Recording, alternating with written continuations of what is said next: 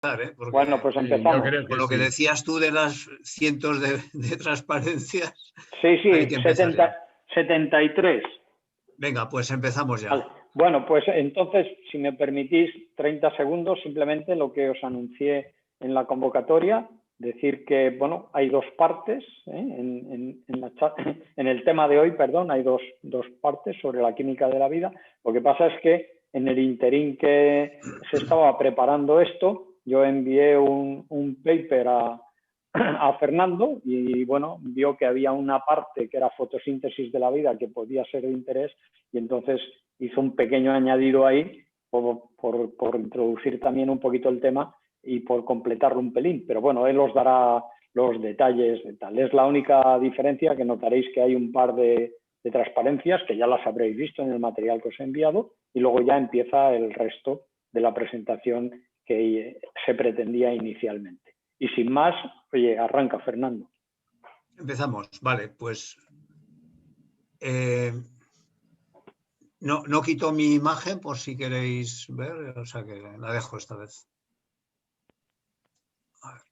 Vale, comenzamos. Además, lo que comentaba Enric, buenas tardes a todos, es interesante porque realmente es el comienzo de la vida. La vida no comienza con las células, comienza con la química realmente. O sea, hay una química prebiótica que es la que da los ladrillos para que se empiecen a formar la vida realmente. Y claro, la química prebiótica, pues posiblemente uno de los orígenes importantes es la fotoquímica, que es una forma de dar energía a los átomos y moléculas para que se empiecen a enlazar entre ellos de forma pues al azar y dar moléculas que pueden ser, algunas de ellas, muy útiles para ser los primeros ladrillos de la vida. Entonces, partiendo de esta hipótesis y el trabajo que envió Enric, pues lo he utilizado para hacer la introducción del tema, que me parece muy interesante. Entonces, son dos transparencias solo. Quiero destacar de aquí los siguientes puntos. Hasta ahora se pensaba, si veis el puntero, seguir el puntero porque voy a concentrarme solo en algunas partes de las páginas. Siguiendo el puntero, antiguamente, quiero decir antiguamente, hace pues 60 años, se creía que toda la síntesis de las moléculas ladrillos de la vida se había hecho en la Tierra. Es decir, la síntesis de Miller-Urey y la hipótesis de Oparin, que es lo más antiguo que hay en esto, ya es antiquísimo, es prehistoria, realmente pues daba lugar a una serie de síntesis de proteínas que podían ser ladrillos. Esto se ha quedado muy trasnochado ya realmente. Entonces ahora se piensa que hay una síntesis también adicional que puede proceder del universo, del polvo interestelar. Más que interestelar, el polvo que hay en el disco protoplanetario que dio origen a los planetas. Porque realmente desde la configuración del Sol como objeto sólido a que empezaron los planetas a existir pasó relativamente poco tiempo, y que empezó la vida pues también relativamente poco tiempo, con lo cual parece que su origen está ya en el disco protoplanetario. Aquí en la parte inferior izquierda he puesto el disco protoplanetario. Se ve que el polvo, cuando hablo de polvo de nanómetros, es un polvo extremadamente pequeño, que es material sólido, condensado, o sea, son elementos ya, lo que se llama de las estrellas que tienen un alto grado de metalicidad.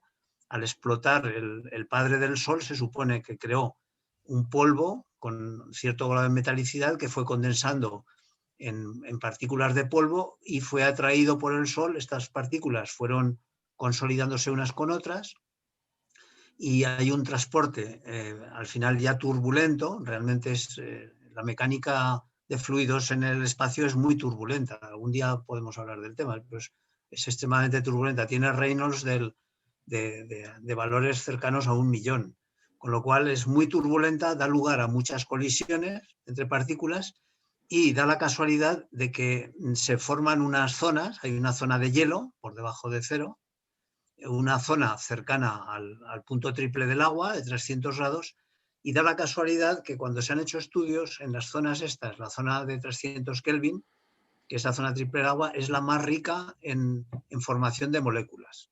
Y es por el siguiente motivo. Si vamos aquí arriba, En esta tabla he querido pintar distintos tipos de radiación que hay en el cosmos, qué efectos hacen sobre la materia y qué características tiene esta radiación.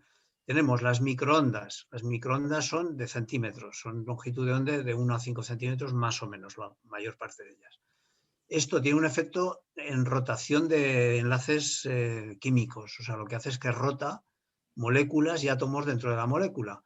Es una energía entre 1 milielectronvoltio y 10 milielectronvoltios, corresponde a temperaturas de 10 Kelvin hasta 200 Kelvin y una longitud de onda pues, de microondas de 1 a 5 centímetros. El infrarrojo básicamente es el calor.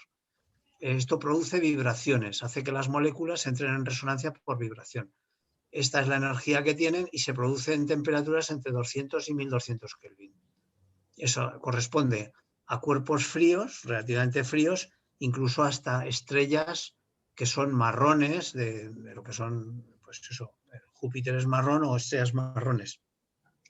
Por otro lado tenemos la luz visible, que esto lo que produce es una excitación electrónica, no llega a arrancar los electrones del núcleo, de la influencia del núcleo, pero los eleva a orbitales superiores, los eleva de energía. Esto corresponde a una energía que más o menos es del orden de en torno a 1 electronvoltio. Es la energía de la química realmente. La mayor parte de las reacciones químicas se producen en torno a 1 electronvoltio. Esto corresponde a temperaturas de 3.000 a 20.000 grados Kelvin, que son desde estrellas rojas pues, a estrellas ultravioleta y la longitud de onda va de 8.000 a 2.000 Armstrong. Y después tenemos ya la radiación ionizante, que son el ultravioleta C, el B también incluiríamos aquí, y los rayos X y, claro, los gamma, por supuesto. Estos son radiaciones de más de 10 electronvoltios y lo que hacen es que arrancan electrones, incluso algunas de ellas podrían llegar a romper núcleos, como es la radiación gamma. Pasamos a otra. Entonces, ya partimos de que se puede hacer una síntesis en el espacio de ciertos elementos químicos, que es lo que nos da la siguiente. Se observó por la sonda New Horizons, cuando pasaba por encima de Plutón, observó la existencia de un fenómeno que era la radiación que procedía externa, desde radiación solar, llegaba a la superficie helada de Plutón y formaba unos compuestos que se llaman tolinas. Tolinas son hidrocarburos que están nitrogenados. Es decir, esto ya es un paso importantísimo porque la vida necesita de compuestos de carbono, de nitrógeno y de fósforo. O sea, son organofosforados o compuestos orgánicos de nitrógeno. Y en Plutón esto se observó. Entonces se observó aquí en la gráfica inferior de que la absorción de fotones es mucho mayor sobre el hielo de oxígeno sólido, congelado, o sobre el neón sólido, que sobre el oxígeno gas. Aquí tenemos la curva de absorción del oxígeno gas, es muy inferior a que si es hielo, es decir, un planeta o una partícula de polvo congelada a temperaturas muy frías absorbe muchísimo más la radiación y por lo tanto puede desencadenar reacciones químicas muy potentes. Aquí en este gráfico, aquí está un resumen muy rico que se ve qué ocurre a temperaturas muy bajas, que es la parte superior, a temperaturas del orden de 10 Kelvin, que corresponde a una energía de 1 milielectronvoltio, y se producen dos tipos de fenómenos. Se producen reacciones de adición de moléculas o reacciones muy suaves de combinación entre ellas, por muy baja activación de las rotaciones de enlace. Y aquí tenemos tres fenómenos que se pueden dar también en el disco protoplanetario solar. Uno es, si tenemos una energía mayor de 10 electronvoltios, se nos produce una energía ionizante que lo que hace es que arranca electrones del átomo.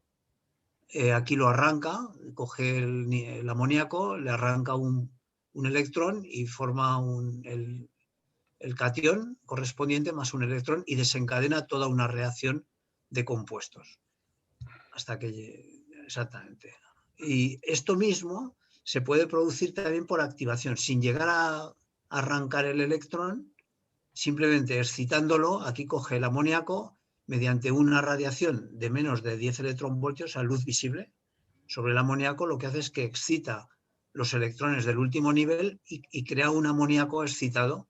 Aquí no pone NH3 más, pone NH3 asterisco. Lo que pasa es que está mal, se ve mal. Y lo mismo, esa reacción desencadena moléculas que da lugar a una hidracina, por ejemplo, esta es la molécula de hidracina, que es un compuesto superreactivo que reacciona ya y puede llegar a formar compuestos derivados orgánicos de nitrógeno. Y un tercer fenómeno que se produce también en el disco protoplanetario es que puede haber ondas de choque mecánicas por explosiones de supernova. Una explosión de supernova produce unas ondas de choque brutales que por efecto mecánico pues puede llegar a hacer combinaciones y todo esto sucede en la superficie de un grano de polvo. Este grano de polvo tiene un tamaño del orden de nanómetros, ¿eh? O sea, estamos hablando pues, del orden de 100 veces más pequeño que una micra. Y se puede producir una cantidad de reacciones inmensa en esto, se ha descubierto, y este puede ser una fuente de vida de las moléculas que dieron origen a la vida, porque puede dar lugar a compuestos de nitrógeno y carbono o de fósforo y carbono, que son los ladrillos fundamentales, como vamos a ver ahora. Paso ya a lo que era la presentación mía originalmente, que es las bases químicas de la vida. Entonces, paso aquí ya directamente. Primero, vamos a ver qué es vida. Aquí tenemos que hay una serie de sistemas que vemos que en el mundo evolucionan y por decir, hombre, pueden ser vivos porque están ordenados, porque persisten en el tiempo, porque tienen ciclos de vida que nacen, desaparecen y mueren. Pues tenemos, por ejemplo, los sistemas estelares, cumplen eso. Una tormenta, las células, lo que son todas las células tormentosas o huracanes, fenómenos atmosféricos, todos ellos tienen forma, tienen orden, hay un bombeo de entropía que de tal forma que los ordena interiormente y tienen una vida, nacen, se reproducen, incluso se multiplican a veces, se ha dado caso de las tormentas, se dividen en dos y desaparecen, con lo cual dices, hombre, podría ser esto un ser vivo. Lo mismo ocurre, lo que he puesto aquí, con las células convectivas de Banach. Esto, si entráis en bibliografía, esto fue un experimento que fue lo que sugirió a Ilya Prigogine en el teorema de Prigogine de la vida, precisamente, que son los sistemas disipativos de energía disipativa ordenada, ¿no? Todo esto tiene una característica y es que se ordena, entonces parece vivo. Bueno, pero tiene dos cosas que la vida tiene que esto no lo tiene. Primero, la vida, aquí lo he puesto un poquito más detallado, está delimitado selectivamente. Es decir, la vida va a tener siempre membranas selectivas que va a dar permiso a la energía y a la materia para acceder a su dominio. Estos sistemas no lo tienen, no tienen esa pared selectiva que les permita dar entrada o no, sino que la entrada es por difusión, pero no existe una selectividad como tiene el sistema vivo, por muy simple que sea. La otra característica que tiene es que el ser vivo se autorreplica, estos también se autorreplican, como he dicho, las tormentas, de hecho, hubo en los años 60, 70 se intentó, cuando se acercaba un huracán a Estados Unidos, con aviones tirarle hielo seco para congelarlos y que la célula tormentosa se anulara. Y lo que conseguían es que muchas veces se dividía en dos, donde había un huracán aparecían dos y encima con una trayectoria más desconcertante que el primero, con lo cual se dejó de hacer esa técnica, pero vamos, se pueden dividir en dos las tormentas.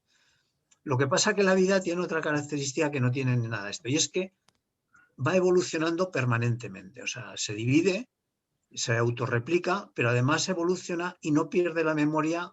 Nosotros, de hecho, no hemos dejado nuestra vida es herencia de Luca, de las primeras células. O sea, no ha habido una rotura de la continuidad hasta nosotros. Entonces, esto no ocurre con ningún fenómeno de este tipo, ni las células de Banach ocurren, ni con las tormentas. Cada vez que hay una tormenta nueva, se forma nueva, como ocurre en Marte, que los torbellinos de polvo se forman cada primavera, se inunda todo Marte de torbellinos de polvo, pero después desaparecen y no hay ya memoria de lo que había anteriormente. Esto a la vida no le ocurre. La vida tiene una continuidad y desde hace cerca de 4.000 millones de años está aquí y va pasando información de unos a otros, y nosotros somos pues, el eslabón final hasta donde hemos llegado. Quizás estas dos características para mí es lo que más marca la vida. Digamos, el acotamiento selectivo de su dominio y el mantener una memoria permanente a lo largo de 4.000 millones de años. ¿Qué ladrillos tenemos para formar vida? El propósito de esta charla mía, a diferencia de la de Koldo, es que yo voy a hablar de elementos que van a permitir la vida en el universo. Para de alguna manera, Koldo se centra más en la vida en la Tierra. Yo voy a hablar qué hace falta para que haya vida en el universo. Entonces, partiendo primero de las bases físicas de la vida, considerando la física como la ciencia más básica, veíamos pues, que la vida, desde un punto de vista físico, es un conjunto de teorema de Prigogine de que eran unas fuerzas que originaban unos flujos. Entonces, las fuerzas básicamente eran dos, las enzimas, que son catalizadores que hacen que las reacciones sean más rápidas, y el flujo, y otra fuerza era la energía disponible que tenía el organismo, ¿no? A su vez, estas enzimas, estos catalizadores y esta energía libre ordenada que tomaba del medio, creaba dos flujos. Creaba un flujo de enzimas, es decir, cuando el ser vivo, el organismo, lo que hace es que crea más enzimas. Va con la energía ordenada, construye más enzimas y a su vez suelta un flujo de energía libre, pero de una calidad menor, más desordenada. Es decir, las fuerzas y los flujos tienen la misma naturaleza, pero se va degradando lentamente la energía. Va cogiendo energía ordenada y sale energía más desordenada y a cambio hay un flujo de enzimas, parte de unos enzimas, y al final del proceso, del ciclo, hay más enzimas o diferentes enzimas. Si hay más enzimas, lo que hace el organismo es multiplicarse en sí mismo y proliferar de la misma forma, y si hay enzimas de distinta naturaleza, lo que hace es que evoluciona a sistemas superiores más adaptados, no superiores, más adaptados. Y de aquí procede el teorema de Prigogine, que es que si un biosistema no evoluciona, el flujo de enzimas es cero, es decir, no hay evolución del organismo y entonces lo que ocurre es que la producción de entropía es mínima. Esto es lo que dice básicamente el teorema de Prigogine adaptado a la astrofísica. ¿Qué requisitos tiene la química? Ahora pasamos ya a la química, es decir, esto es lo que nos dice la física, pero ¿cómo podemos todo esto que nos dice la teoría física materializarlo en forma de hardware, de moléculas, de lo que tiene que ser? Pues tenemos los siguientes elementos que se va a necesitar para que haya vida en cualquier lugar del espacio. Primero, tiene que haber una delimitación del espacio de la vida.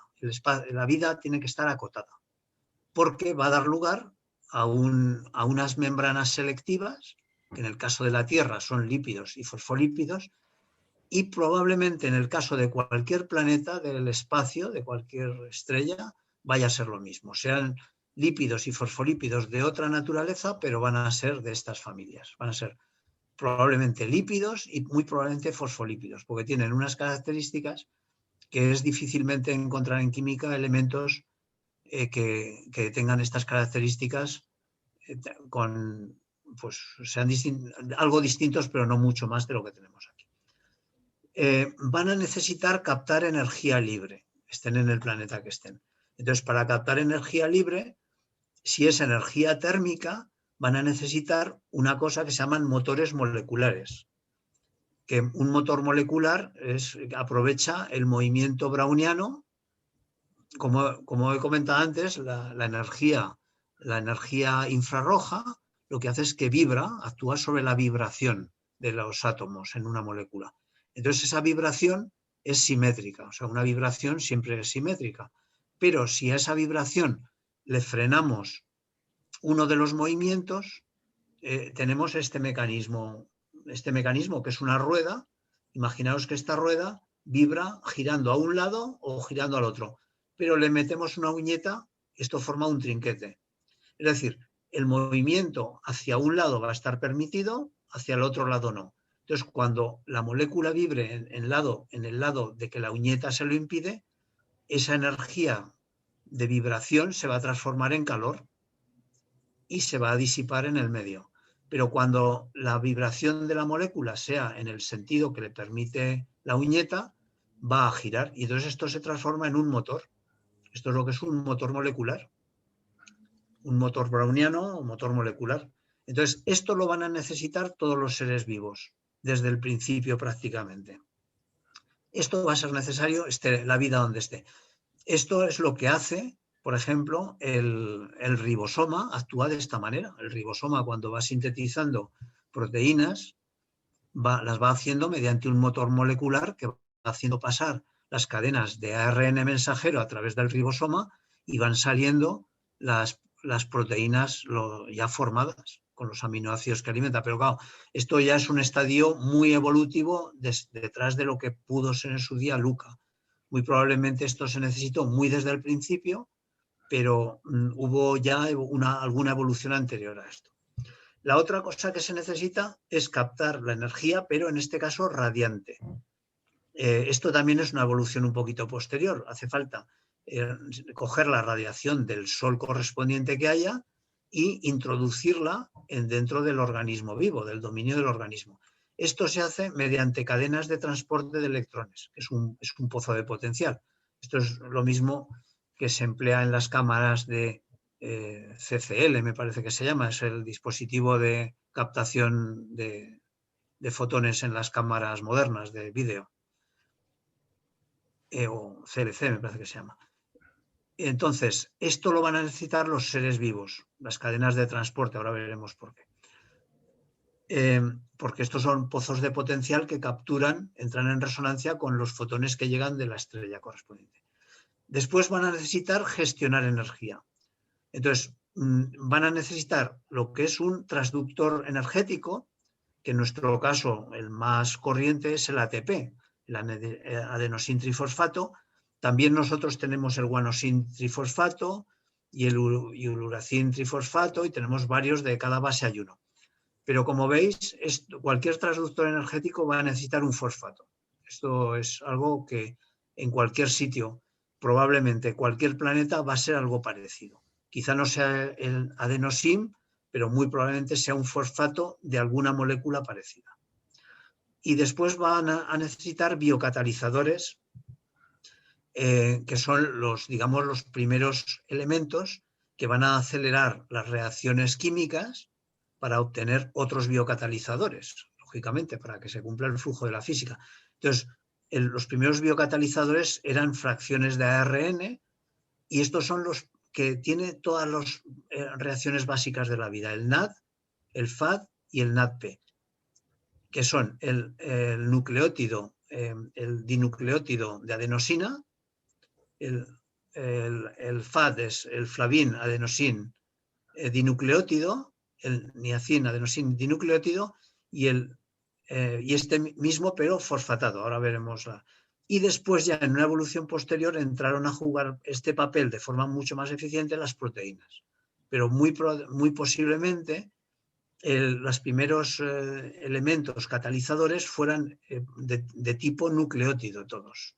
Y se han quedado en la vida. De hecho, esto lo seguimos teniendo en nuestras células para hacer las reacciones fundamentales de la vida. Nosotros y todos los seres vivos que se conocen. Y posiblemente las primeras proteínas o las primeras proteínas que aparecieran fueran las proteasas, que son las que sirven para acelerar a los transductores energéticos, para hacer que el ATP y el ADP se transformen uno en otro de forma rápida y eficiente y se pueda capturar la energía libre y pase al ser vivo. Y después vamos a necesitar también conductores de electrones, porque la mayor parte de las reacciones bioquímicas, las fundamentales, son reacciones redox, donde hay como un electrodo positivo y un electrodo negativo que se van a comunicar los electrones de una a otra y van a hacer reacciones de tipo oxidación-reducción, pero hace falta transportar esos electrones del cátodo al ánodo. y ese conductor natural lo hacen las cadenas de transporte de electrones. Los seres vivos no tenemos cables como tienen los ordenadores. Nuestros cables son las cadenas de transporte de electrones, los primitivos cables. Ya en una evolución posterior han sido las neuronas. Pero en su primer momento, los primeros cables súper eficientes fueron las cadenas de transporte de electrones. Ahora entraremos un detallito para verlo. Y después se va a necesitar también gestionar la memoria de los planos, porque claro, la vida tiene unos biocatalizadores, que son los ARN, los ADN y el ribosoma primitivo de ARN, pero va a hacer falta gestionar esta memoria. Entonces lo van a hacer estos elementos, el ADN, el ARN y el ribosoma primitivo de ARN. Los primitivos ribosomas parece que eran básicamente de ARN. Ahora tiene mucho más contenido proteico, pero los primitivos, de hecho, las partes más íntimas del ribosoma son derivados de ARN, con lo cual probablemente el ARN era el origen. Y estos elementos van a hacer falta haya vida donde haya vida, tal como la entendemos ahora. Segundo, esta la voy a pasar. Simplemente quiero de esta transparencia, solamente quiero destacar lo último, y es que de las familias de moléculas que cumplen todas estas condiciones son los nucleótidos de ARN. Y entonces con nucleótidos de ARN y con lípidos, con los lípidos hacemos las membranas y con los nucleótidos de ARN hacemos todo lo demás. Hacemos la memoria, hacemos los catalizadores, con lo cual ya tenemos un esquema de los primeros seres vivos como podían ser, lípidos y nucleótidos de ARN. Este es un ejemplo de nucleótido de ARN, he puesto aquí. El nucleótido se forma por un trocito de fosfato, un azúcar, una pentosa, en este caso la ribosa, y el uracilo, he puesto aquí, es una pirimidina. Esto puede ser también un uracilo, pirimidinas, o puede ser cualquier base de nitrógeno también. Pero va a tener siempre esta estructura.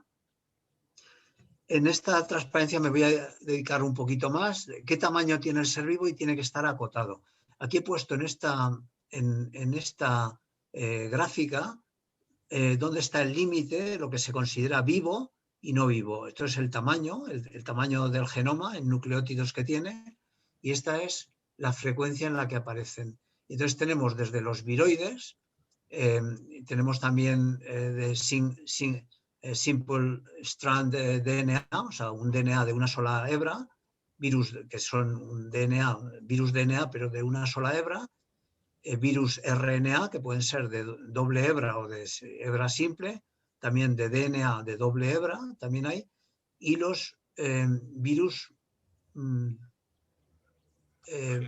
también más evolucionados. Y después tenemos bacterias. Algunas bacterias están en el tramo todavía de que están muy primitivas, que posiblemente han sido una degeneración de bacterias que actualmente actúan como parásitas de otros organismos y han perdido muchas funciones, como los micoplasmas, y otras bacterias que tienen ya vida propia, y después ya las eucarias. O sea, entonces, ¿qué tamaño tenemos? Pues aquí el tamaño de un ser vivo no puede ser cualquiera, está en relación con el tamaño de los átomos. Y el tamaño de un átomo, pues depende del tamaño del átomo de hidrógeno, básicamente, porque el tamaño de cualquier átomo es función del átomo de hidrógeno, que es A0, es el radio del hidrógeno, que es 0,5 angstrom, por el número de electrones que tenga el átomo partido por el número atómico que tenga. Y entonces cualquier ser vivo va a estar en relación con el tamaño de un átomo. Es decir, no puede tener cualquier tamaño. Entonces los seres vivos van a tener siempre el tamaño más pequeño posible, porque cuanto más pequeño es un ser vivo, mejor sobrevive. El primer enemigo de todos los seres vivos fue la radiación. Entonces, si la radiación, el ser vivo es muy pequeñito, una parte de la radiación no llega a sorprenderlo, porque claro, por ejemplo, las microondas no ven cualquier cosa que es de un tamaño menor que la microonda, con lo cual, si un ser vivo es muy pequeño, solo ve la radiación que es menor que él, con lo cual sobrevive mejor. Y este fue uno de los primeros enemigos de la vida, la propia radiación. Entonces, para esconderse de la radiación ultravioleta, lo que tenían que hacer es ser más pequeños que la radiación ultravioleta. Entonces, aquí he puesto, esto es una hoja de cálculo que he creado para hacer un poquito esta discusión, y he puesto los seres vivos desde los más primitivos, un fago de single strand, o sea, de hebra simple, virus de hebra doble, el COVID, he puesto aquí un micoplasma, que es la bacteria más simple que existe, que tiene que ser parásita, en sí misma no suele vivir ella. Tiene un tiempo de vida muy corto si está fuera de un ser vivo. El E. coli, que es una bacteria ya muy madura, muy constituida. Una rana, que tiene muchísimas bases. El ranúnculo, que es una flor, una planta que tiene muchísimas más bases que nosotros. Y el ser humano, que tenemos 3.000 millones de bases. Esto lo he hecho, si queréis algún día la hoja de cálculo os la paso. La he constituido yo pues, a criterios más o menos de información que he ido consiguiendo. La longitud que tiene la hebra, el volumen que adquiere con su plegamiento. Aquí he supuesto unos plegamientos de paso de hebra, tanto en proteína como en el ADN, de tal forma que nos da un tamaño mínimo en nanómetros de cada uno de estos seres, que sería este. O sea, nuestra célula necesitaría tener 39 nanómetros de tamaño si estuviera totalmente compacta, pero como tiene que necesitar un espacio muy grande para manejarse los procesos de la vida, tiene 10.000 nanómetros. Una célula nuestra, una célula eucariota es de este tamaño. Estos son los tamaños reales de las células y estos serían los mínimos que tendría que tener. Pero como tiene que tener espacio para manejarse el flujo de materiales y de energía, tiene mayor. Esta es la información en bits que tiene cada una de las cadenas. Claro, cada una de las bases, que es lo que tiene bits, cada base tiene 2 bits, porque como son 4 bases, tú con 2 números, con el 0 y el 1, consigues numerar las 4 bases. Con lo cual, este es el número de bases que tiene, como cada base son 2 bits multiplicando por el número de bases que tiene, que están en la primera columna, nos da el número de bits, y esto convirtiéndolo ya al genoma a kilobytes, esta es la información que tiene que aguantar una célula, y esto es lo que define el tamaño de la célula, porque la célula va a ser lo mínimo posible para contener este tamaño, porque el ser pequeña le beneficia siempre, principalmente frente a la radiación, que es el enemigo fundamental que tiene todo ser vivo en el cosmos. Es la energía que viene de fuera. Esto lo voy a pasar, esto es las membranas lipídicas, pero como Koldo va a explicarlo bastante, pues lo paso rápido. A ver, me estoy pasando de tiempo. Voy más rápido. Aquí, los captadores de energía y cadenas de transporte. En una charla que di hace tiempo, decía que los pozos de potencial para absorber la distinta radiación está en relación entre el número de átomos de carbono de enlaces alternos con la longitud de onda de la estrella correspondiente. Entonces, multiplicando 250 por el número de carbonos, nos da la longitud de onda máxima que absorbe esa molécula. Por eso en la Tierra todas las moléculas, básicamente, que tienen dobles enlaces conjugados, tienen alrededor de 20-22 átomos de carbono, porque se corresponden precisamente con los 5.000 angstrom que tiene de máximo la radiación solar. ¿Por qué esta molécula absorbe? Pues esto ahora no me da tiempo a explicarlo, pero voy a explicar por qué es un conductor perfecto. Esto es un conductor tan bueno como el oro. Porque esta molécula la podemos pintar de varias formas, tiene varias configuraciones químicas. Podemos alternar sus enlaces de tal forma que metemos un electrón por aquí y se va configurando de tal forma que cualquiera de estas configuraciones es válida. ¿Qué quiere decir esto? Pues que esto es un conductor perfecto, que un electrón que entra por aquí está disponible a lo largo de toda la cadena para cualquiera que lo demande, porque lo van a compartir todos los átomos. Paso esta transparencia también. Esto lo explicará Koldo bastante bien. Pero sí, aquí lo que quiero destacar es que todas estas moléculas, que fundamentales para la base de la vida, que es el ATP, el NAD, como he dicho antes, el FAD, el flavin adenosin dinucleótido, el NAD, que es el nicotinamín adenosin dinucleótido, y el ATP, el adenosin trifosfato, pues si veis, son primas de la misma familia, todas tienen lo mismo. Y a partir de todas estas moléculas, se forman de los fosfatos, de las pentosas, que aquí en otro planeta no será esta pentosa, no será ribosa, será otra, pero bueno, y de las bases nitrogenadas, que serán estas o serán otras parecidas, pues tenemos ya todos los ladrillos básicos que nos han dado funcionalidad a la vida. Esto no lo explico tampoco, simplemente quiero decir que las proteínas, los aminoácidos forman proteínas que se pliegan en cuatro estructuras diferentes de pliegue. Las proteínas unidas a los metales, a toda esta lista de metales que he puesto abajo, que tenemos, son metales fundamentales para la vida, pues es lo que inicialmente sirvieron como enzimas, sustituyeron a la ARN como enzima porque son mucho más eficientes. Las proteínas dan muchísima más eficacia como biocatalizadores que el propio ARN, y entonces lo fueron sustituyendo poco a poco, y la mayor parte de los biocatalizadores son enzimas, salvo algunos poquitos que quedan.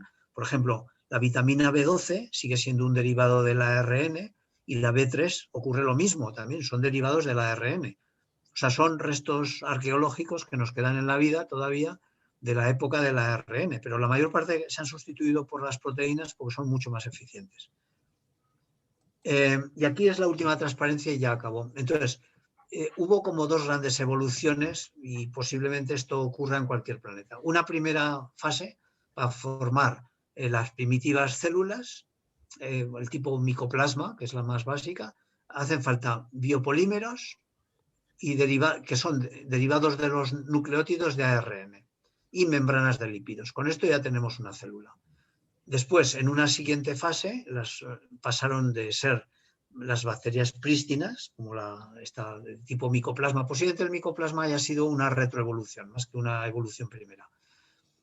Y a bacterias ya evolucionadas. Entonces hace falta ya generar los biopolímeros de ADN, el ribosoma, crear un ribosoma ya eficiente con biopolímeros de ARN y uniéndose de ciertos péptidos para ya sintetizar las proteínas, hacer una competición con biopolímeros de proteínas, que son mucho más eficientes por su plasticidad, y ir adaptando las cadenas de transporte de electrones, por un lado para captar la energía solar de forma muy eficiente, porque son pozos de potencial, y por otro lado conectar el ánodo con el cátodo de las reacciones redox que se forman en todo lo que son las reacciones, básicamente la fotosíntesis anaerobia, la aerobia y la respiración celular, que son reacciones básicas para la vida. Y aquí tengo ya la conjetura personal que tengo, que es que yo pienso que en cada sistema solar que vayamos a encontrar, como el polvo va a ser común y el polvo va a estar compartido por todo el sistema protoplanetario que hubo, muy posiblemente en cada sistema solar tengamos los mismos nucleótidos, los muy parecidos aminoácidos y muy parecidas cadenas de transporte, con lo cual es de esperar que si se encuentra vida en Marte, pues posiblemente sea muy parecida a la de la Tierra. Y, por supuesto, esto será distinto en distintos sistemas solares, pero yo pienso que la estructura básica de fosfatos, azúcares y de bases para formar los nucleótidos, muy probablemente esto se vaya a encontrar con otras bases, con otros azúcares y los mismos fosfatos, posiblemente en cualquier sistema vivo que se encuentre. Ya he acabado. Bueno, pues nada, adelante, Koldo. Espera un poco.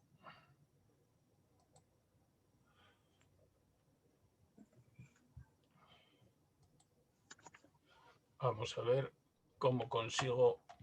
Darme un segundo. que voy a poner. A ver si ahora sale. Sí, ya parece que sale. Bueno, a mí me toca un poco hablar de cómo es la vida en la Tierra. Y vamos, esto daría, pues lógicamente, para escribir lo que queramos y para estar hablando durante años. Pero voy a hacer un resumen muy resumido de todo esto. Lo primero que tenemos que tener, como ya ha dicho Fernando, es que la vida son una serie de procesos coordinados. Voy prácticamente a leer porque me dedico, digamos, a hacer primero el escrito que os he mandado y luego extraer de ello. Y el sistema está en que todo ello está... Perdón, Koldo, ¿no lo puedes poner como proyección para que lo veamos más grande? Ay, espera, a ver si... No sé cómo es eso de proyección. Vete, no, ver. Espera, así. Notas, no. Es un momento, pase de diapositivas. Mira, a ver. Diapositivas. No. Al lado, pase de diapositivas. Arriba en el menú. Arriba. Arriba en el menú, arriba. Arriba de todo, ahí. Ahí. Ahí, la de iniciar presentación. Vale. Bueno. Ahí lo tienes. Venga, perfecto. Espero que no haya más problemas. Bueno. Me parece que algún problema hay entre el Zoom y mi Linux. Cosas que pasan con Microsoft. Bueno, una célula, ¿qué es? Una célula básicamente es un reactor químico aislado del resto, pero con posibilidades de intercambio. ¿Qué va a intercambiar? Pues todo lo que precise, energía, compuestos químicos, lo que haga falta. Y como cualquier ser vivo, su principal fin es crecer y reproducirse. Hay en algunos casos donde puede ser autosuficiente, la fotosíntesis en el fondo es absorber energía externa para crear compuestos, y otras veces pues los unicelulares lo que hacen es coger del medio lo que pillan y directamente utilizarlo. Y otra cosa también que hay que tener muy en cuenta es que en la vida hay múltiples procesos que están todos enlazados, hablando rápido, todos contra todos. Para todo esto, ¿qué va a ser necesario? Pues van a ser necesarias una serie de cosas. Primero, energía inmediata, siempre que sea preciso, que es lo que nos dan los lúcidos, fundamentalmente la glucosa. Los otros lúcidos que existen, ya hay una tanda enorme. Al final, por diversas reacciones metabólicas, acaban entrando o bien directamente como glucosa o bien con alguno de los compuestos a través de los cuales se pasa el ciclo de Krebs y se genera energía en forma de ATP. Se generan pues transductores energéticos. Los lípidos hacen dos funciones básicas. Una, aislamiento del exterior, las membranas son capas de lípidos, y otra, almacén energético.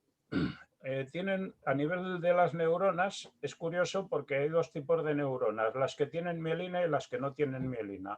Las que no tienen mielina transmiten la corriente neural, pero la transmiten más o menos a 1 metro por segundo. Sin embargo, cuando el axón está rodeado por las células mielínicas, transmite a 100 metros por segundo la velocidad. Eso significa pues, que la respuesta puede ser totalmente inmediata, mientras que si no tienen mielina, pues te puedes estar quemando el dedo del pie y cuando te das cuenta pues ya ha pasado 1 segundo.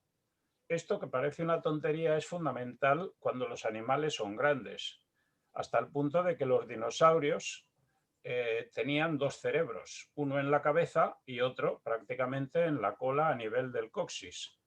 Porque un dinosaurio puede tener un estegosaurio, pues puede tener una cola de 10 metros o una pata de 5 metros y bueno, esto tenía importancia a nivel de supervivencia.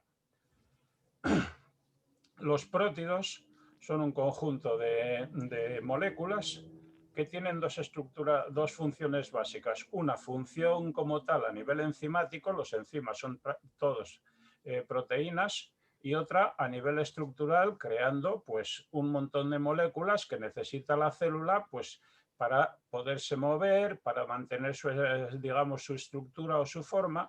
Todo esto lo realizan siempre prótidos, cadenas enlazadas entre sí. El cuarto punto de moléculas vivas van a ser los ácidos nucleicos, que tienen dos funciones fundamentales. Una es mantener y transmitir información y otra ser un modelo donde se puede reproducir esa información como tal, y cuando se produce la reproducción celular, pues son capaces de transmitirse a la descendencia por medio de un sistema de copias. Luego hay ya, aparte de estos, que son el 99% de todas las moléculas orgánicas distintas, hay unas pocas que son las vitaminas y algunos minerales, que son productos en cantidades muy pequeñas, pero que son muy selectivos, bien ayudando en algún tipo de reacciones o bien funcionando, pues como también el calcio, por ejemplo, es necesario en muchas reacciones, porque si no hay calcio, pues la reacción no se produce. Y como ya hemos dicho y como ya ha dicho Fernando, pues se necesita siempre energía. Cualquier reacción necesita echar a andar. Hay pocas que echan a andar solas y serían incompatibles con la vida si echan a andar solas, porque acabarían siendo explosivas. Y luego todas estas moléculas tienen que ser capaces de trabajar todas contra todas o todas con todas, y eso necesita un medio donde puedan moverse más o menos libremente o más o menos coordinadamente, y ese medio es el agua. El agua es un compuesto que lo vemos tan habitual que ni nos damos cuenta de lo raro que es. Al final hablaré un poco de él. Ahí.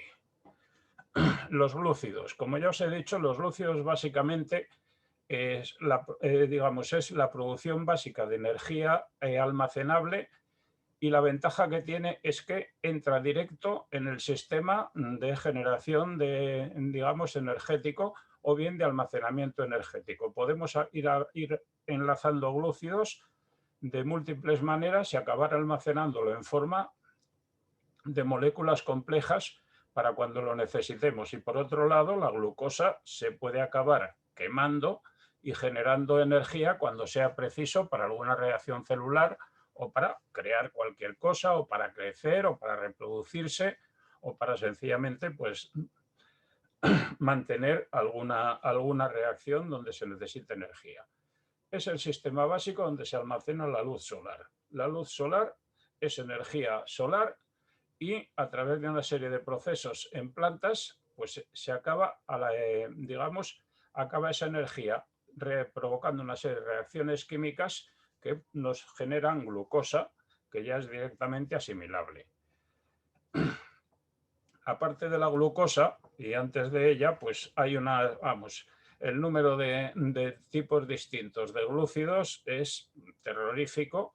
Ya os he mandado en el escrito pues un pequeño esquema de un trozo de todos ellos, y se identifican por el número de átomos de carbono y por si tienen una función cetona o una función aldehído, que son pequeñas variantes de la manera de cómo se identifican las moléculas orgánicas.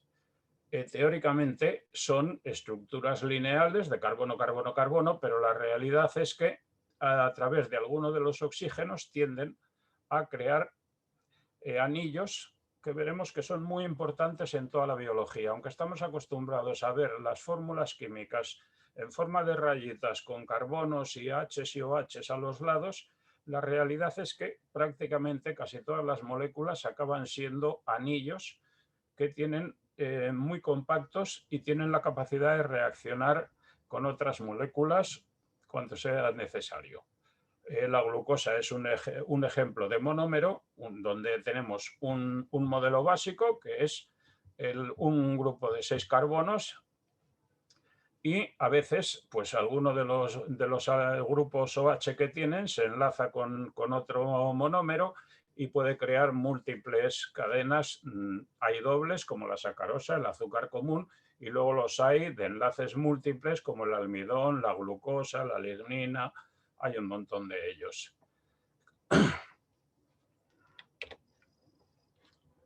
Aquí tenéis pues desde la triosa, el gliceraldehído, que es el producto, digamos, primario, hasta la hexosa. El ejemplo clásico es la glucosa, la ribosa la tenéis ahí con 5 carbonos, y hay en la vía de las pentosas pues acaba saliendo la pseudoheptulosa, que es el único ejemplar de 7 carbonos, aunque aquí pone 6 por una errata, que se sabe que funciona a nivel biológico.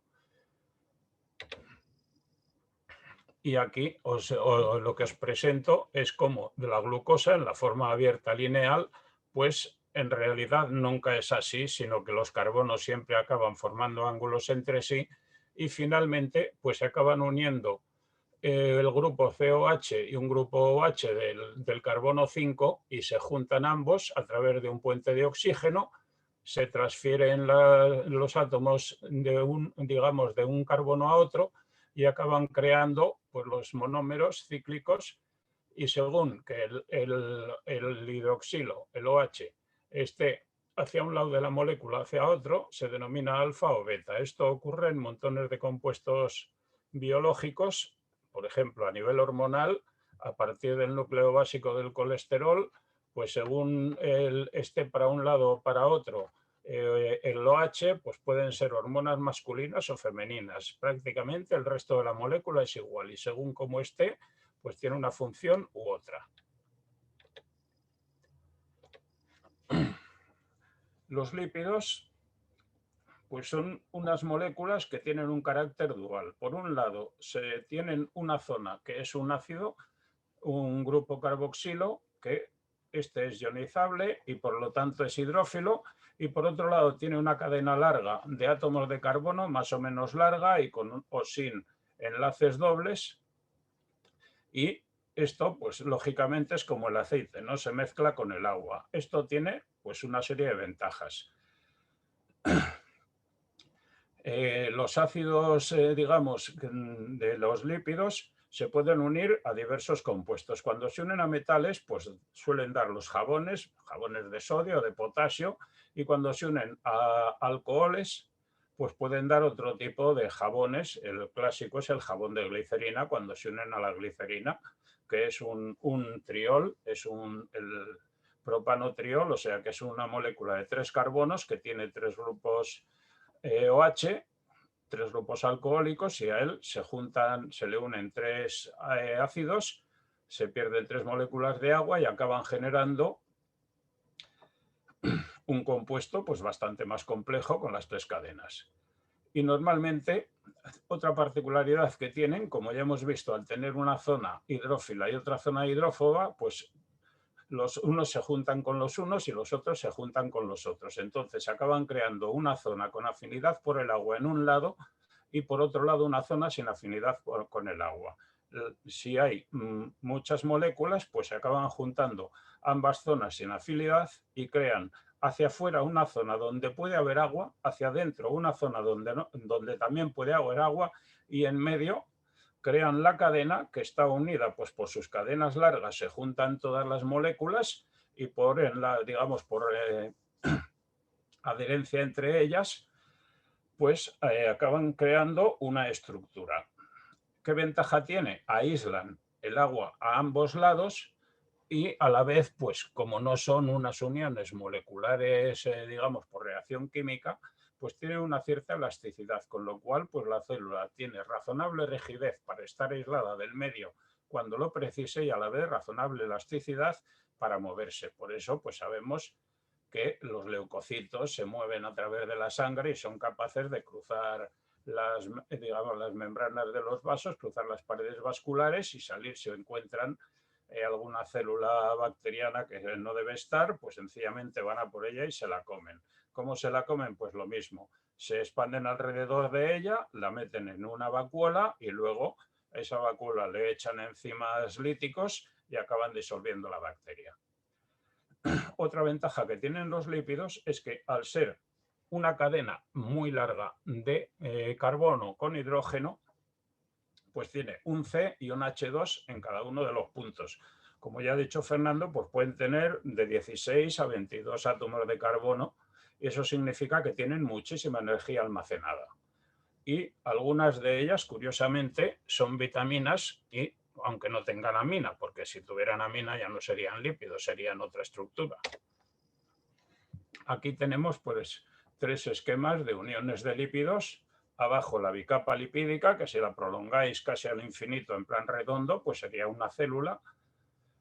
Luego tenemos los liposomas, que estos se utilizan muchísimo en, ¿cómo se llama? En cosmética, que lo que se hace es en poner en el interior del liposoma, en la zona blanca interior, alguna molécula que sea soluble en agua, y la ventaja de que como por fuera también tiene, digamos, enlaza dentro la molécula que se quiere transmitir y fuera también tener grupos carbónicos o grupos, carboxilo, con lo cual es soluble por el agua, pero es capaz de transportar moléculas a sitios donde si no, no llegarían. Las micelas son exclusivamente monomoleculares y si se necesita transferir algún producto lipídico, pues también se puede mandar por ello y cuando llega a una zona donde se precise, pues se puede transportar allí el producto y liberarlo.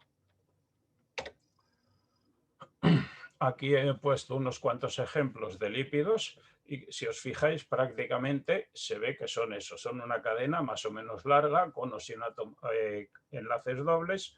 Los fosfolípidos suelen ser cadenas dobles unidos a un átomo de fósforo y alguna otra pequeña molécula. Los triglicéridos, pues como ya he dicho, son 3 cadenas de ácidos orgánicos unidos pues a la glicerina, por eso son glicéridos. Y al lado tenemos el colesterol, que a primera vista parece algo totalmente distinto de los otros, puesto que tiene una apariencia de superficie superficial, no lineal. Pero si lo vemos de otra manera, si lo vemos de lado, pues de la fórmula estructural a la que estamos acostumbrados a ver, si la miramos de lado, vemos que en realidad, por la forma esa que ya os he dicho, de que los carbonos en realidad no están en línea, sino que están siguiendo ángulos, pues ya se ve perfectamente que tiene otra estructura que si no es perfectamente lineal, pues ya es muy parecido a ello. Como suele el ácido cólico, pues es un ácido y tiene un grupo carboxilo al final, aparte de los OHs, que también tienen una cierta posibilidad de ionizarse. Al lado pues vemos el superesquema donde se ve que tiene una parte que es básicamente lipídica y otra parte que es la zona hidrofílica, la zona ácida, que podría mantenerse en agua y por eso puede haber puede haber de ácidos cólicos que se transporten por la sangre y que donde sea preciso pues vayan. La ventaja de esto es que puede funcionar bien en zonas hidrofóbicas o bien en zonas hidrofílicas, siempre que esto sea necesario. Con lo cual, bueno, pues podemos tener estructuras duales que siempre son muy prácticas cuando se necesitan realizar reacciones no siempre convencionales. Los prótidos. Las proteínas son una serie de aminoácidos. ¿Cuántos? Varía muchísimo.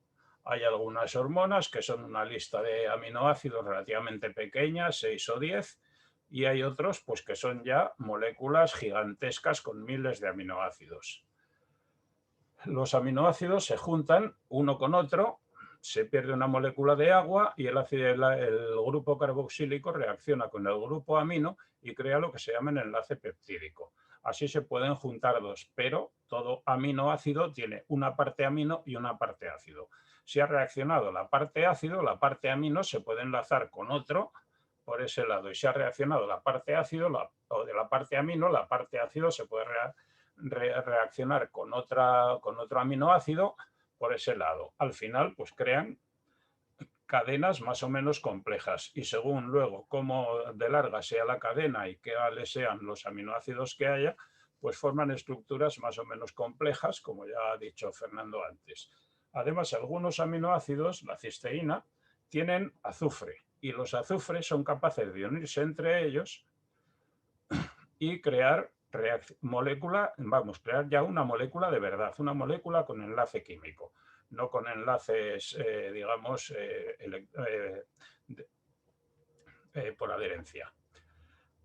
Y todos los prótidos suelen tener alguna actividad importante. Las proteínas que tienen actividad a nivel estructural, pues tendrán algún tipo digamos, alguna organización que permita pues juntarse entre ellas, y las que tengan una actividad enzimática, o sea, catalítica, pues de toda la proteína, que puede ser enorme, lo realmente importante es que hay una pequeña zona con...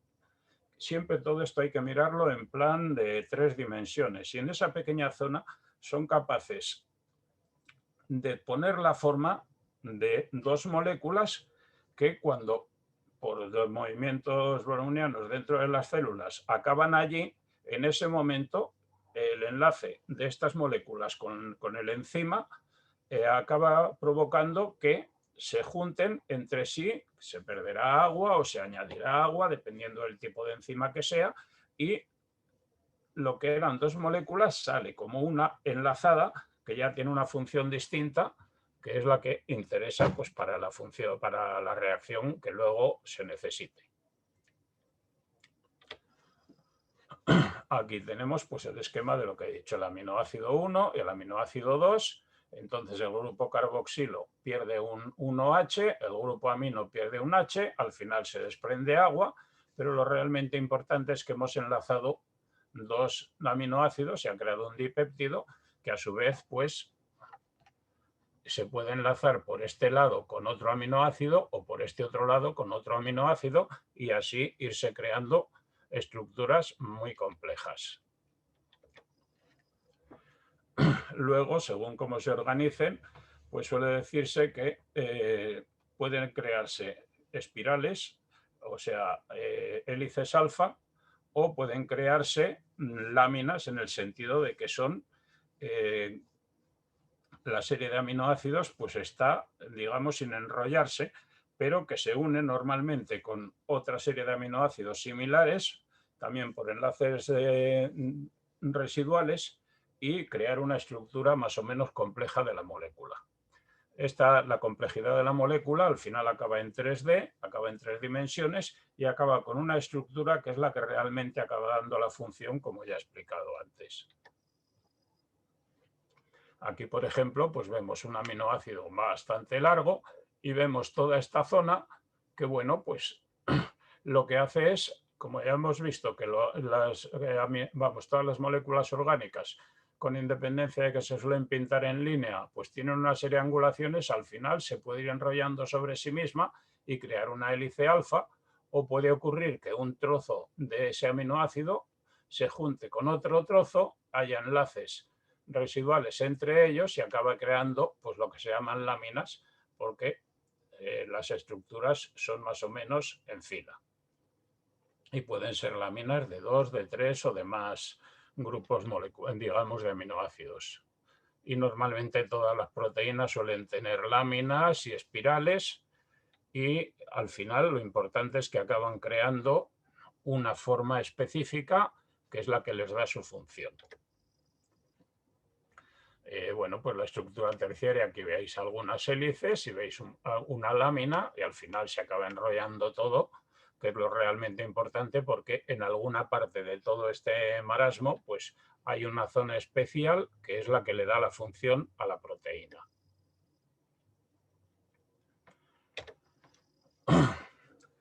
El cuarto gran grupo de moléculas orgánicas son los ácidos nucleicos. Hay 2 tipos básicos, que son el ribonucleico basado en la ribosa y el desoxirribonucleico basado en la ribosa desoxidada.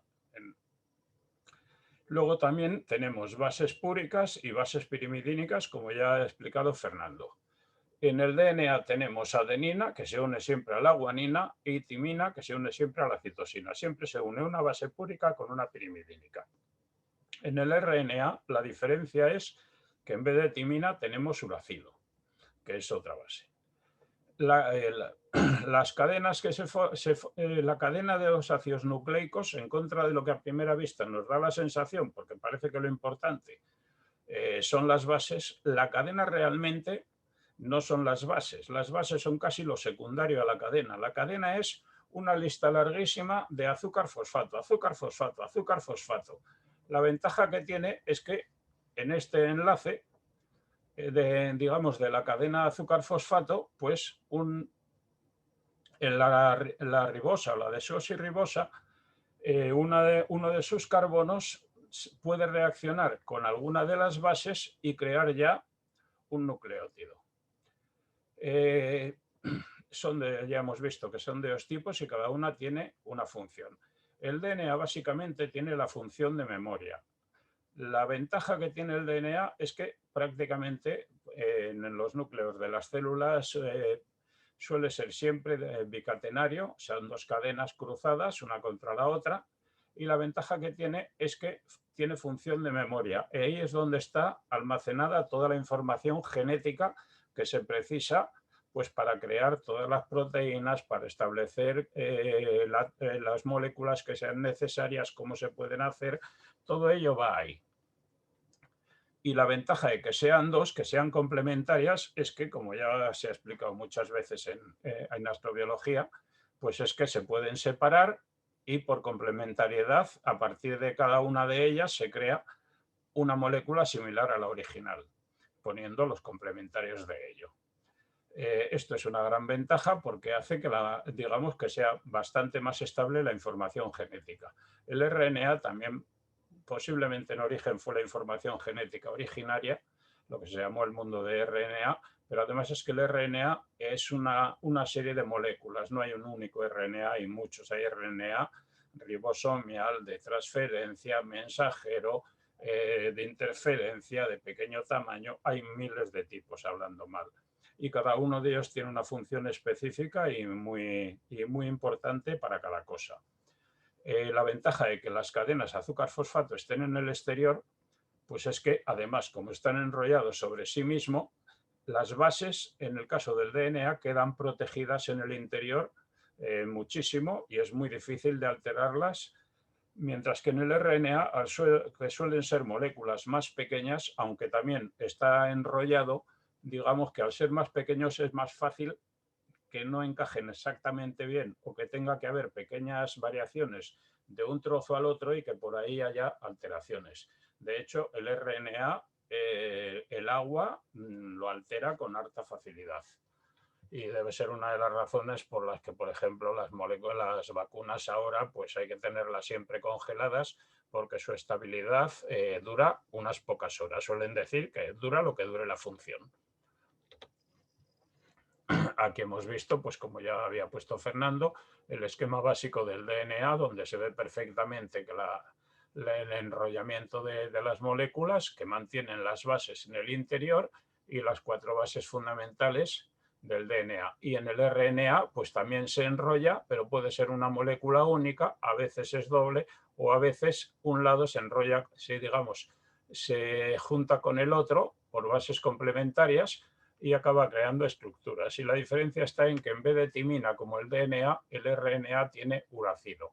Pero si os fijáis, el uracilo, la citosina y la timina tienen diferencias relativamente pequeñas. La timina, por ejemplo, y el uracilo, pues se diferencian en que la timina tiene el CH3 y el uracilo no, y la citosina, pues que en vez de un oxígeno aquí tiene un grupo amino, y bueno, pequeñas diferencias que hay en ellas. Y con las otras pues pasa lo mismo, que si nos fijamos pues hay diferencias pequeñas entre ellas que bueno, pues hacen que sean distintas. Aquí vemos en el RNA, por ejemplo, uno de transferencia, toda su estructura, y vemos que tiene, pues, aparte de la forma esta en forma de cruz que siempre se representa, pues vemos que ahí tiene varias partes, varios brazos, más este codo, y vemos que hay 2 partes importantes. Una, el codón, que es donde se enlaza el aminoácido, por la forma que tengan estas bases, pues serán capaces de aceptar un aminoácido o otro.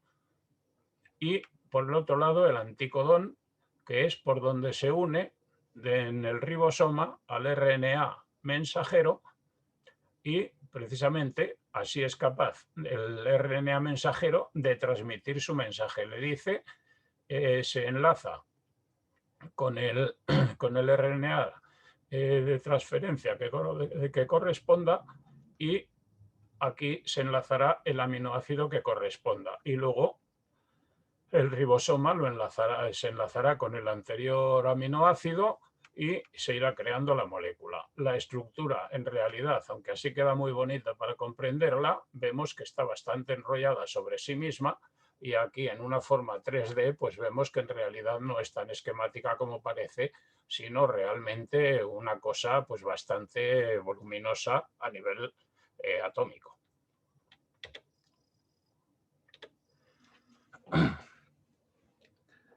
Por otra parte, pues tenemos aquí las vitaminas, que son un grupo heterogéneo, como ya he dicho, no siempre llevan grupo amino, aunque tengan ese nombre. Y bueno, la B12, por ejemplo, tiene un grupo tetrapirrólico, lo que se llama en medicina el grupo hemo, y tiene cobalto. Algunas son lípidos, y lo que sí se sabe es que cuando falta alguna de ellas hay enfermedades.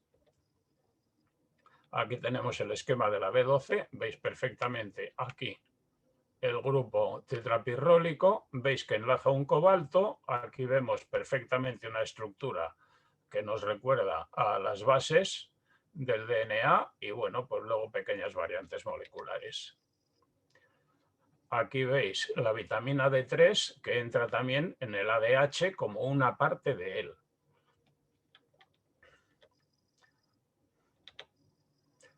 Los minerales, pues aparte del calcio de los huesos, entran en muchos compuestos. Suelen decir que en trazas, porque muchos de ellos hay pequeñísimas cantidades en el organismo, pero son necesarios. Otras veces, pues hay cantidades medibles. Suelen decir que hierro en el organismo hay para fabricar unos cuantos clavos. Pero bueno, no es solo la hemoglobina lo que utiliza los minerales. La clorofila tiene el magnesio en el grupo central, la vitamina B12 ya hemos visto que tiene el cobalto, y hay muchos elementos orgánicos de las células que tienen minerales pues para alguna necesidad. Otra cosa que hemos visto y que ya ha dicho Fernando y todos sabemos es que se necesita energía y enzimas. ¿Se necesita energía para qué? Para iniciar la reacción. Si la reacción no comienza es muy difícil que siga, pero no interesa que sea una reacción explosiva. No tiene que haber ignición, tiene que haber una iniciación lentita, solo calor, nada de arder. Los enzimas son sistemas catalíticos orgánicos que lo que hacen es facilitar la reacción poco a poco. En vez de hacer arder una molécula de glucosa de golpe, pues hay una serie de sistemas enzimáticos que van arañándola poco a poco hasta que al final consiguen degradarla a CO2 y agua, hablando rápido. Y eso lo hacen poquito a poco, que es la gran ventaja. ¿Cómo? Pues a través de múltiples vías metabólicas. Hoy vamos a hablar de unas pocas, las más importantes, pero lo interesante es que muchas de estas reacciones, o algunas de ellas por lo menos, aparentemente no debían producirse, porque la facilidad digamos, de los enzimas es que hacen que la reacción sea hacia el lado más probable. Si yo tengo un producto A y un producto B, pues me acabará dando C y D, o solo C, lo que toque, y esto pues lo normal es que sea así, pero a veces normalmente casi todos los procesos metabólicos son reversibles en teoría. Reversible significa que de C también podría dar A y B, aunque se dé mucho menos. Entonces, ¿cómo es posible que enlace de vías metabólicas que acaban llegando a un punto donde lo natural sería que revirtiera el proceso? Pues es muy sencillo, porque es una vía y el siguiente elemento de la vía es mucho más activo que el anterior, y los pocos, digamos, compuestos que pasan de la fase A más B a la fase C, el siguiente paso lo retira rápidamente, con lo cual sigue dejando hueco para que se sigan pasando hacia allí, digamos, productos en forma C. Y así pues es capaz de hacer algo que a primera vista sería antinatural. Y luego otros detalles que hay que tener en cuenta es que básicamente hay dos tipos, digamos, de vida. Una, la fermentación, y otra, la respiración. La fermentación es lo que hacen muchas bacterias, y la respiración básicamente es lo que hacen las células de cierto tamaño. sobre todo la célula eucariota. La diferencia está en que en fermentación se producen pocos ATPs, con lo cual hay poco material con el que hacer funcionar las cosas, y en la respiración, sin embargo, se produce un excedente de ATPs muy elevado y se pueden crear procesos muy complejos y estructuras y seres mucho más complejos. Pero otra cosa que hay que tener en cuenta es que al final todo depende de la energía que no tengan. La energía que tiene que venir de fuera, que va a ser la luz solar. La luz solar acabará en las plantas y acabará pues en los cloroplastos. Y los cloroplastos tienen una serie de elementos que son los tilacoides, que absorben agua y a partir de ADP, fosfato y NAD son capaces de generar oxígeno y, por el otro lado, exportar ATP y NAD reducido. Y esto enlaza con la segunda parte. La primera parte, la que os acabo de contar, la parte izquierda, es dependiente de la luz, porque es la energía extra la que permite estas reacciones. Y luego, una vez que ya tenemos ATP, que lleva su parte energética, pues entra en el ciclo de Calvin, que es un ciclo que, resumido, a partir de CO2, es capaz de generar gliceraldehído 3-fosfato. Este es el producto básico de 3 carbonos a partir del cual se pueden generar los otros glúcidos. Y este, bueno, pues es importante por esta razón, porque a partir de él viene todo lo que diríamos los glúcidos del resto de las células, incluso de la célula vegetal, que bueno, pues a partir de él acabará creando glucosa y acabará creando celulosa y le dará estructura a las plantas, o lignina, y nos podrá mantener árboles. El ciclo de Calvin, que es la parte no lumínica, como ya os he dicho, pues hace todas estas reacciones. En la primera parte, en la de fotosíntesis, con agua, glucosa, nicotina, adenín, dinucleótido, adenosín, dinucleótido, fosfato y luz, se genera el oxígeno que se exporta. Y en su momento, pues fue lo que permitió la oxigenación de la Tierra. Y ya sin necesidad de luz, se absorbe el CO2, se genera gliceraldehído y ya vuelve a generar los productos que se necesitan, y como vemos aquí, pues vuelve a entrar en el ciclo de nuevo, y esto es un ciclo que se mantiene mientras haya luz. Las plantas hacen 2 tipos de funcionamiento, uno con luz, que es generar oxígeno, y otro sin luz, donde solo hacen esta parte y consumen oxígeno.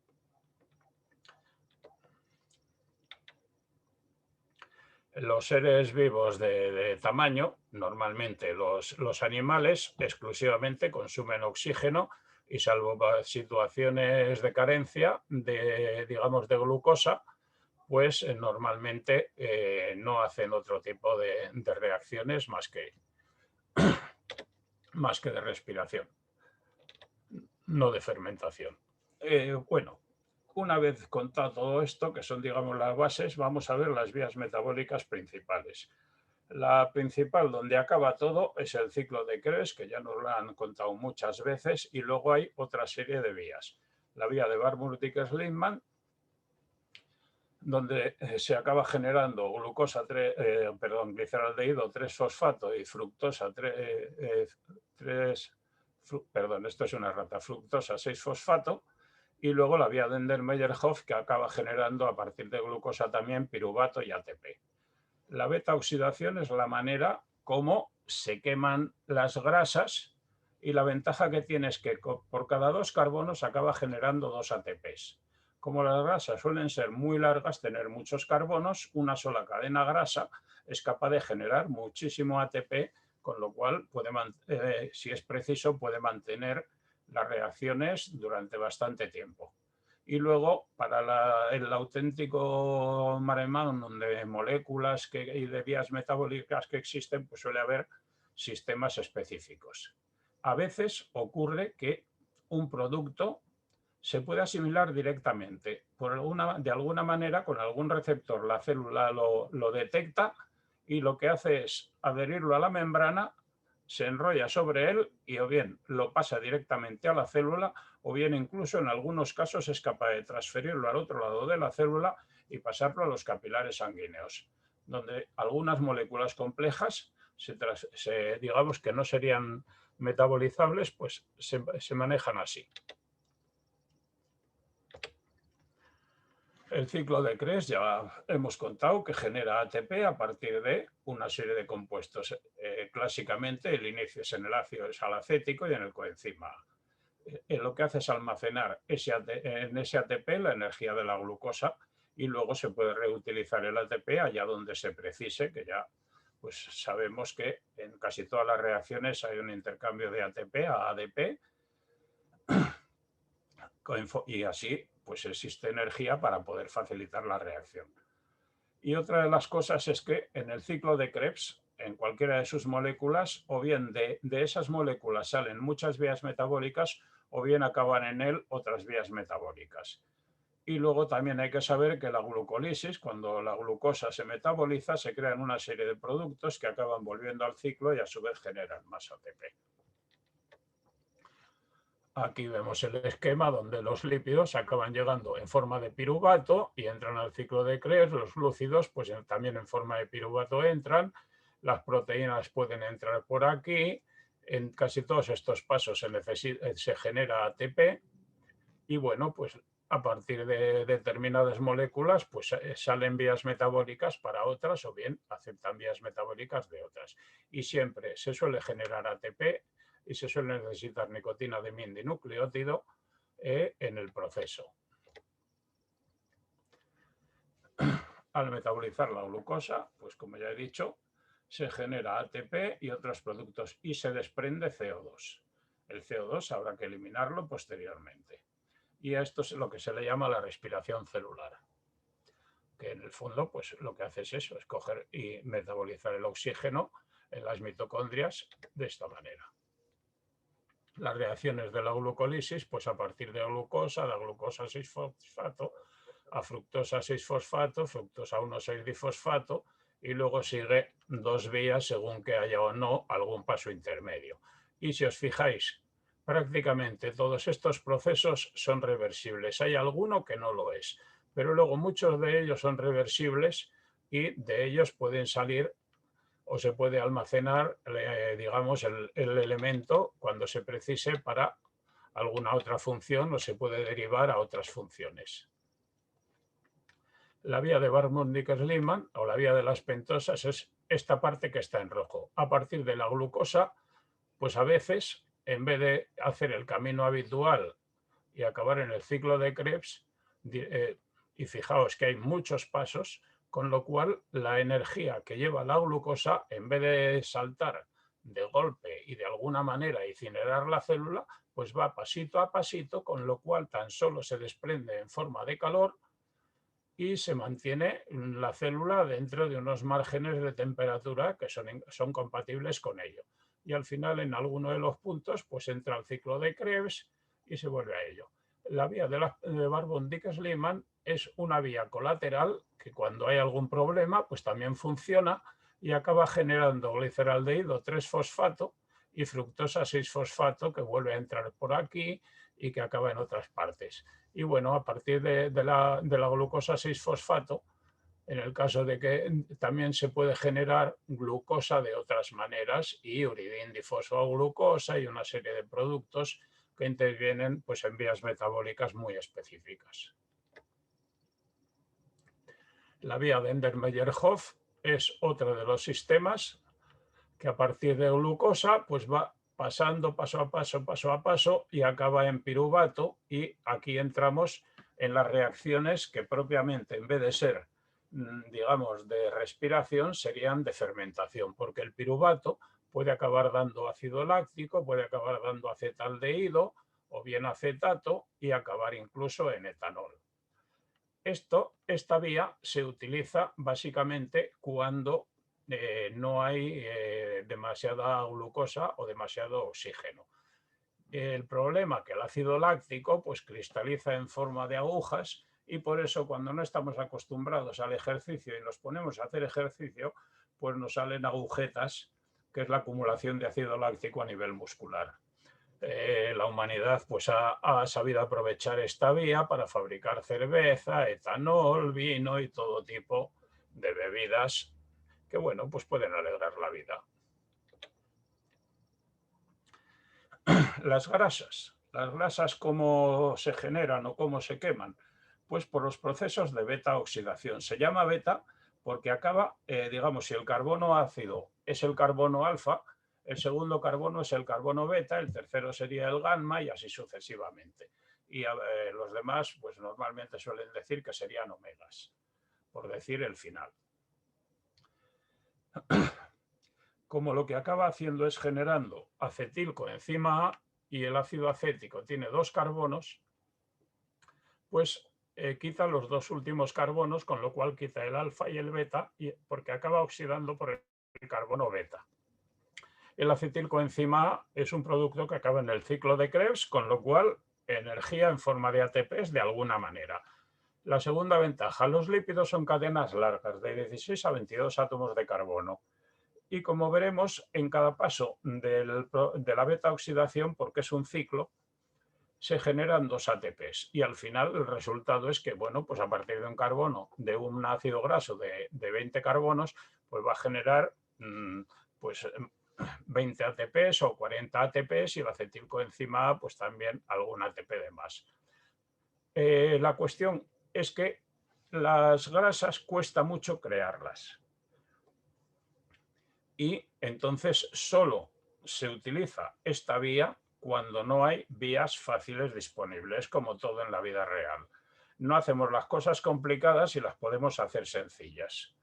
Y entonces cuando no hay glucosa, pues puede existir la beta-oxidación y aún así pues mantenernos. Ahora, y sobre todo en el primer mundo, pues no tenemos hambre y no nos damos cuenta de esto, pero las grasas han acabado permitiendo pues, que se pasen las épocas de hambrunas y los animales que hibernan, básicamente lo que hacen es, al entrar en hibernación, es ir quemando grasas. Un oso puede entrar con 600 kilos a hibernar y salir con 400. Y en el verano, en el invierno, haberse quemado 200 kilos de grasa pasito a pasito. Aquí tenemos el esquema de la beta-oxidación, donde a partir de acetilcoenzima A y digamos, un ácido de un N más 2 carbonos, pues una serie de pasos acaban generando un acetilcoenzima A de N carbonos nada más, y de mientras pues ha soltado por ahí otro acetilcoenzima A y entra de nuevo. Y el proceso inverso, si os fijáis, es prácticamente idéntico, de a partir de digamos, un ácido con el ácido graso, pues paso a paso, acaba creando uno de 2 más. ¿Cómo? Pues añadiendo un acético, un ceto. Esto cuesta mucho crearlo y por ello el organismo economiza siempre que pueda esta vía, porque es una vía que necesita mucha energía para irse creando. La ventaja que tiene es que las grasas tienen muchísima energía almacenada. De hecho, los glúcidos y los prótidos básicamente son 4 calorías por gramo, mientras que las grasas son el doble, 8.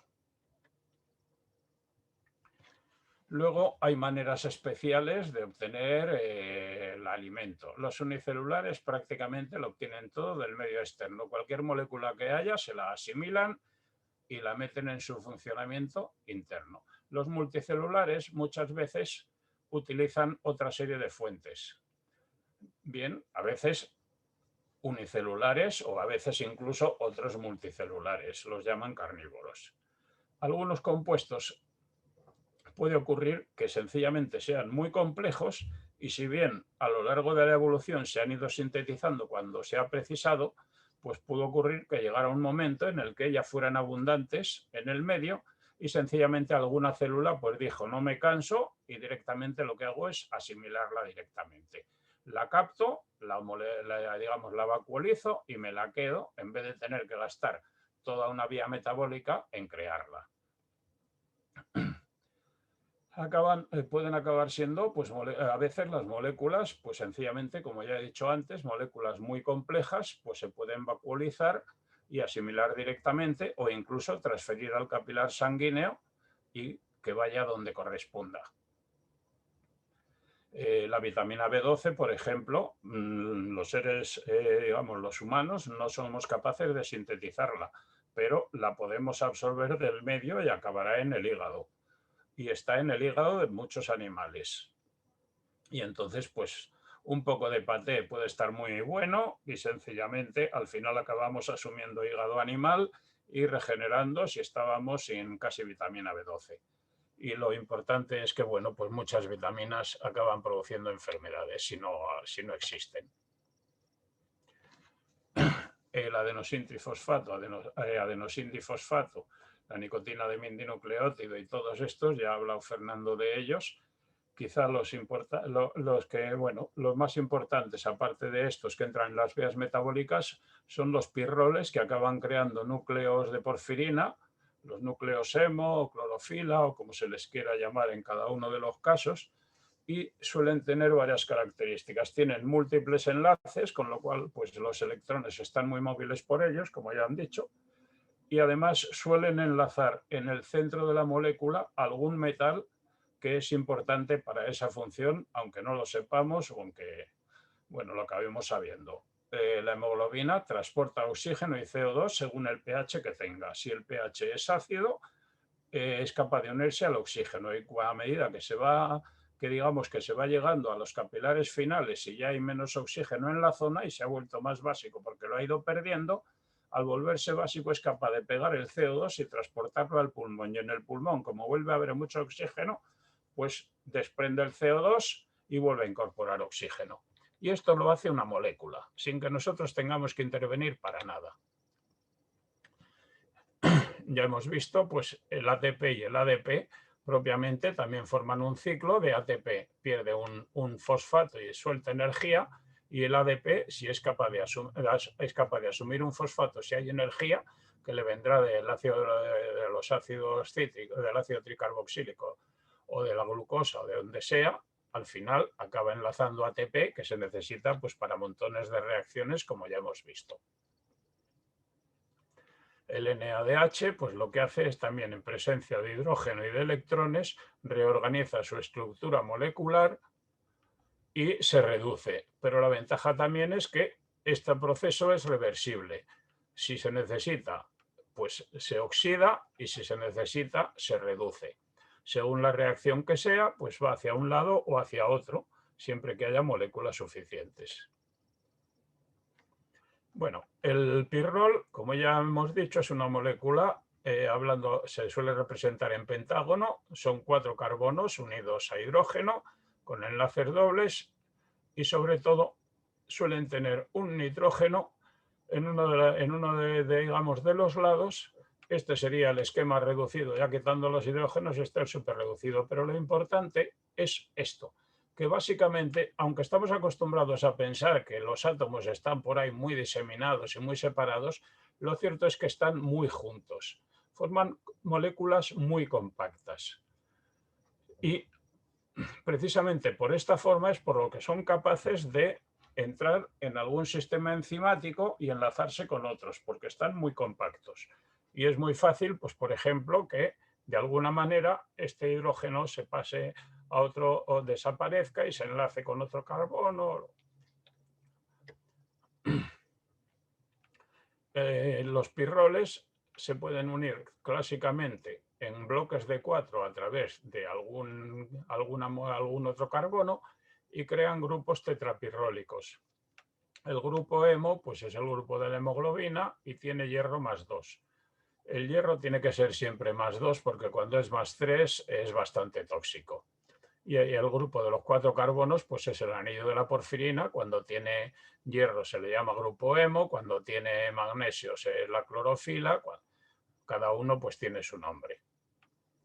Y luego también suele haber pequeñas cadenas colaterales que son distintas en cada una de las moléculas de la vida.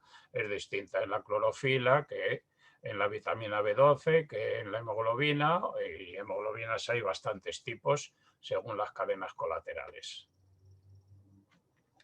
Esto sería el grupo hemo en estructura tridimensional, que si os fijáis, pues aquí parece muy grande y muy, digamos, separadas todas las cadenas, pero en realidad cuando lo vemos así nos damos cuenta de que es una molécula muy compacta.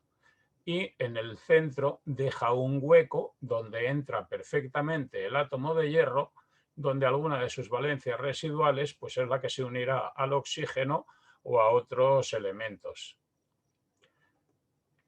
al CO2 cuando sea preciso. Y valdrá para transportar oxígeno hacia las células y para recoger CO2 de las células y llevarlo al pulmón para exportarlo de él y echarlo al medio ambiente, porque para nosotros es un tóxico. Ahora vamos a hablar del elemento oficialmente que todos conocemos y que parece que no es nada porque es abundante por todos los lados. Lo más raro es que sea un líquido. Propiamente, por su peso molecular, tendría que ser un gas. Hay quien dice que es un polímero en diversos estados según las temperaturas y bueno, y esto parece además que es verdad.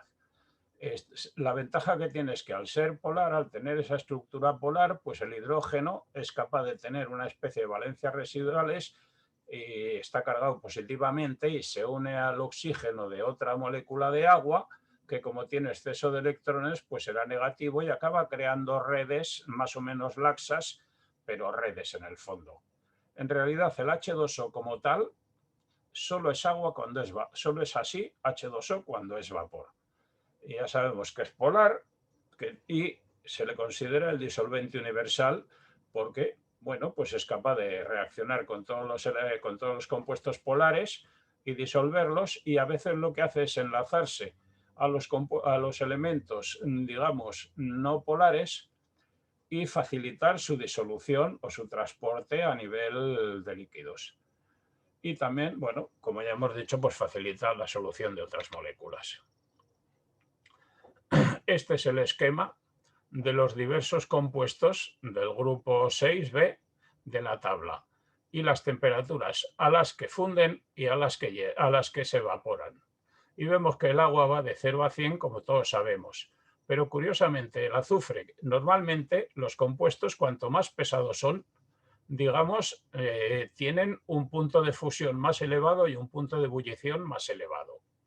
Y vemos, sin embargo, pues que el ácido sulfídrico, que es un gas, pues está entre los 50 y los 100 bajo cero. El ácido selenídrico, el seleniuro de hidrógeno, pues 3/4 de lo mismo. El telururo de hidrógeno ya, digamos que se evapora a una temperatura de casi cero, pero es gas prácticamente, perdón, es líquido, todos estos son líquidos prácticamente, digamos, a las temperaturas bajas, y son gases en cuanto se sobrepasa el cero.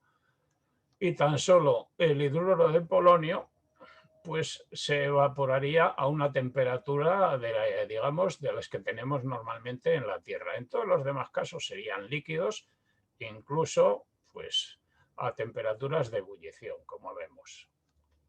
Sin embargo, el agua, precisamente por los puentes de hidrógeno y por esas reacciones entre las moléculas, acaba creando agrupaciones de moléculas que son las que hacen pues que se creen estas redes y se crean bloques moleculares de 6, 8 o las moléculas que sean, y en el hielo, por debajo de 0 grados, pues es lo que se considera una red hexagonal, o sea, una red gigantesca.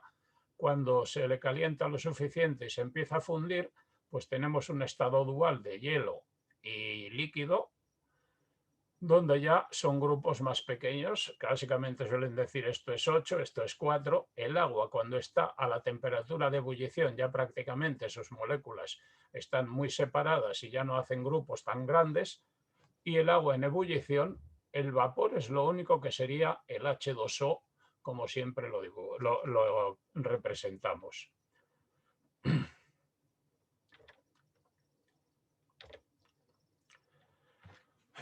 Y bueno, el metabolismo, pues el metabolismo, esto supongo que es una foto de un plano metabólico que repartió hace años, no me acuerdo qué casa comercial, y que alguien ha tapado por eso de no hacer propaganda.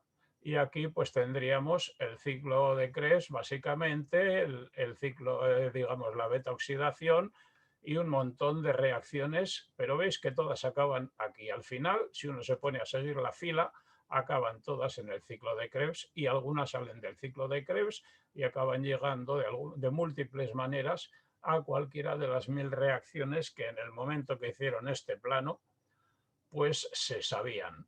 Y esto pues han sido miles y miles de experimentos y de papers enlazando unos con otros. De hecho, las malas lenguas cuentan que Krebs, no sé si hizo alguno de estos pasos, pero tuvo la genialidad de darse cuenta de que una molécula enlazaba con la siguiente y con la siguiente y con la siguiente, y que al final eso era un ciclo. Y bueno, pues al final resulta que aunque él trabajó tan solo en un paso y otro montón de gente trabajó en otros, entre ellos Ochoa además descubrió este cortocircuito de uno al otro, que es el cortocircuito, ahora no me acuerdo cómo se llama, pero que vamos, que eso fue una cosa que de las muchas que descubrió Ochoa, que es capaz de acelerar el proceso incluso. Y bueno, pues ya veis que la vida celular, aunque tiene unos pocos grupos básicos, pues al final resulta que para crear los miles de moléculas que componen cualquier célula, pues acaba siendo razonablemente complejísima. Y bueno, lo único que quería contaros es que lo importante de todas las vías metabólicas es que van paso a paso. Al contrario de los sistemas inorgánicos, en un sistema inorgánico, cuando echa a andar una reacción, lo razonable es que mientras haya posibilidades siga y acabe siendo, pues acabe ardiendo y acabe siendo una reacción explosiva o acelerada. La ventaja de las vías metabólicas es que evitan que a partir de una glucosa que nos acabaría dando pues un montón de calorías por cada gramo de glucosa, no sé si se daban 8.000 calorías o algo así, pues esto sería capaz de quemar o de hacer, vamos, de incinerar cualquier célula. Pues los sistemas enzimáticos son capaces de ir quitando la energía paso a paso y sobre todo evitan que la reacción se vuelva explosiva. Son capaces de ir generando la energía pasito a pasito y así no ser explosivas, y cuando es preciso la almacenan, y cuando están en una, digamos, cuando están en alguna vía metabólica, pues van pasando el paso al siguiente, que a su vez extrae otro poco de energía o añade otro poco de energía para el siguiente paso metabólico, y así es como funciona todo el sistema metabólico de cualquier célula en la Tierra, y posiblemente, si las hay en otros sitios, pues de modo similar o muy parecido en cualquier otro sitio. Y las diferencias básicas son que hay dos tipos, digamos, de manejar la energía. Una, la fermentación, y otra, la respiración.